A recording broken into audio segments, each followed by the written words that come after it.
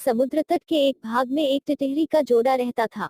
अंडे देने से पहले टिटहरी ने अपने पति को किसी सुरक्षित प्रदेश की खोज करने के लिए कहा।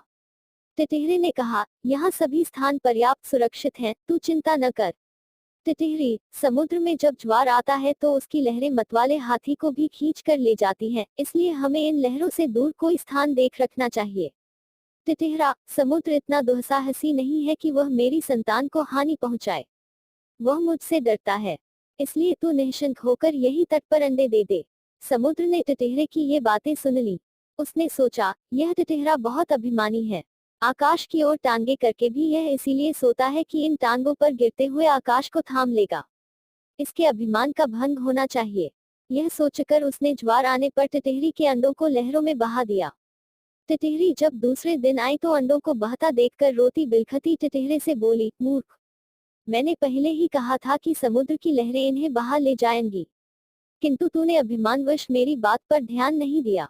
अपने प्रियजनों के कथन पर भी जो कान नहीं देता उसकी दुर्गति होती ही है। इसके अतिरिक्त बुद्धिमानों में भी वही बुद्धिमान सफल होते हैं जो बिना आए विपत्ति का पहले से ही उपाय सोचते हैं और जिनकी बुद्धि तत्काल अपनी रक्षा का उपाय सोच लेती है। जो होगा देखा जाएगा कहने वाले शीघ्र ही नष्ट हो जाते हैं। यह बात सुनकर टिटहरे ने टिटहरी से कहा, मैं यद भविष्य जैसा मूर्ख और निष्कर्म नहीं हूँ। मेरी बुद्धि का चमत्कार देखती जा, मैं अभी अपनी चोंच से पानी बाहर निकाल कर समुद्र को सुखा देता हूँ। टिटहरी, समुद्र के साथ तेरा वैर तुझे शोभा नहीं देता। इस पर क्रोध करने से क्या लाभ। अपनी शक्ति देखकर हमें किसी से बैर करना चाहिए, नहीं तो आग में जलने वाले पतंगे जैसी गति होगी। टिटहरा फिर भी अपनी चोंचों से समुद्र को सुखा डालने की डींगे मारता रहा। तब टिटहरी ने फिर उसे मना करते हुए कहा कि जिस समुद्र को गंगा यमुना जैसी सैकड़ों नदियां निरंतर पानी से भर रही हैं उसे तू अपने बूंद भर उठाने वाली चोंचों से कैसे खाली कर देगा। टिटहरा तब भी अपने हठ पर तुला रहा। तब टिटहरी ने कहा, यदि तूने समुद्र को सुखाने का हठ ही कर लिया है तो अन्य पक्षियों की भी सलाह लेकर काम कर।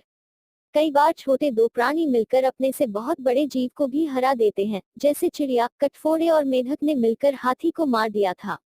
टिटहरा, अच्छी बात है, मैं भी दूसरे पक्षियों की सहायता से समुद्र को सुखाने का यत्न करूंगा। यह कहकर उसने बगुले, सारस, मोर आदि अनेक पक्षियों को बुलाकर अपनी दुख कथा सुनाई। उन्होंने कहा, हम तो अशक्त हैं, किंतु हमारा मित्र गरुड़ अवश्य इस संबंध में हमारी सहायता कर सकता है।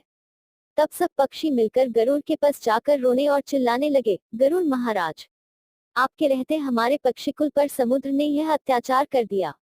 हम इसका बदला चाहते हैं। आज उसने टिटहरी के अंडे नष्ट किए हैं, कल वह दूसरे पक्षियों के अंडों को बहा ले जाएगा। इस अत्याचार की रोकथाम होनी चाहिए, अन्यथा संपूर्ण पक्षिकुल नष्ट हो जाएगा। गरुड़ ने पक्षियों का रोना सुनकर उनकी सहायता करने का निश्चय किया। उसी समय उसके पास विष्णु का दूत आया। उस दूत द्वारा भगवान विष्णु ने उसे सवारी के लिए बुलाया था। गरुड़ ने दूत से क्रोधपूर्वक कहा कि वह विष्णु भगवान को कह दे कि वह दूसरी सवारी का प्रबंध कर ले। दूत ने गरुड़ के क्रोध का कारण पूछा तो गरुड़ ने समुद्र के अत्याचार की कथा सुनाई। दूत के मुख से गरुड़ के क्रोध की कहानी सुनकर भगवान विष्णु स्वयं गरुड़ के घर गए। वहां पहुंचने पर गरुड़ ने प्रणाम पूर्वक विनम्र शब्दों में कहा, भगवान, आपके आश्रम का अभिमान करके समुद्र ने मेरे साथी पक्षियों के अंडों का अपहरण कर लिया है। इस तरह मुझे भी अपमानित किया है। मैं समुद्र से इस अपमान का बदला लेना चाहता हूँ। भगवान विष्णु बोले, गरुड़, तुम्हारा क्रोध युक्तियुक्त है। समुद्र को ऐसा काम नहीं करना चाहिए था। चलो, मैं अभी समुद्र से उन अंडों को वापस लेकर टिटहरी को दिलवा देता हूँ। उसके बाद हमें अमरावती जाना है। तब भगवान ने अपने धनुष पर आग्नेय बाण को चढ़ाकर समुद्र से कहा, दुष्ट, अभी उन सब अंडों को वापस दे दे, नहीं तो तुझे क्षण भर में सुखा दूंगा।